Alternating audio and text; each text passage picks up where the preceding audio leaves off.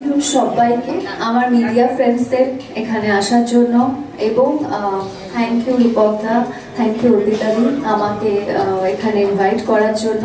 আমি সত্যি প্রথমবার আগরতলা এসেছি, আমার দারুণ লেগেছে। আমার কোথাও গিয়ে যেন নেমে মনে হয়েছে যে এটা আমার নিজের বাড়ি, এরকম একটা ফিল হয়েছে। সবকিছু বাংলা, মানে একদম মনে হচ্ছে যেন আমার পাশের বাড়িতে আমি এসেছি, এরকম ফিল হয়েছে।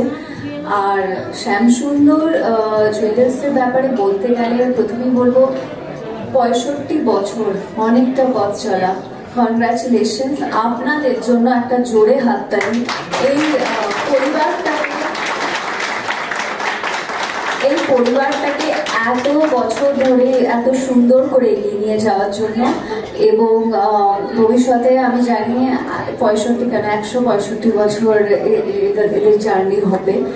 আর এখন সরস্বতী পুজো, ভ্যালেন্টাইন্স ডে এইসবের সময়, এবং এই সময় সবাই সবাইকে গিফট করার জন্য। আর এখন মেয়েরা ইন্ডিপেন্ডেন্ট, কারোর গিফটের জন্য ওয়েট করে না, সে নিজেই গিফট কিনতে পারে, নিজের গিফট।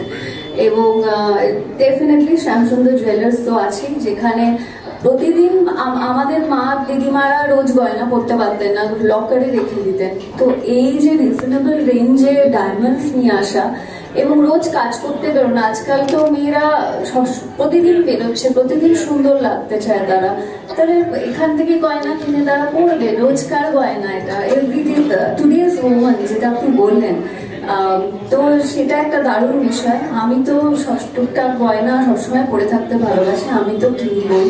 এবং ডায়মন্ডসও যথেষ্ট অ্যাফোর্ডেবল, এটা কিন্তু গ্লিটারিয়া পসিবল করে তুলেছে। কনগ্রাচুলেশনস, অনেক সুন্দর হোক পথ চলা।